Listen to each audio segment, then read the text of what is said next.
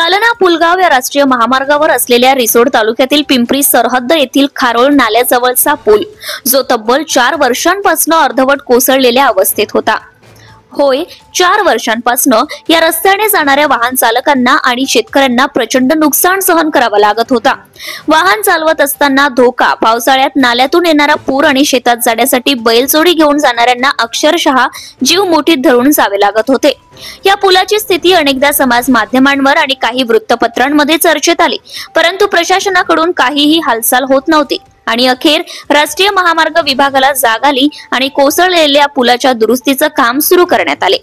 नक्कीच हा निर्णय स्थानिकांसाठी दिलासा देणारा आहे, परंतु अजूनही काही महत्त्वाचे मुद्दे लक्षात घेणे गरजेचे आहे।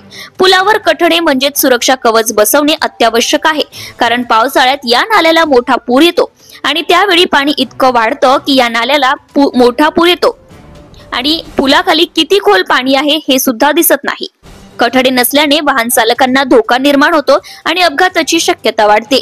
याशिवाय या जालना पुलगाव राष्ट्रीय महामार्गावर सध्या मोठ्या प्रमाणात खड्डे पडलेले आहेत। हे खड्डे देखील बुजवणे तितकेच आवश्यक आहे, कारण दुचाकी आणि हलक्या वाहन चालकांना दररोजचा प्रवास म्हणजे धोक्याचा खेळ ठरत आहे। Subscribe now and press the bell icon. Never miss an update.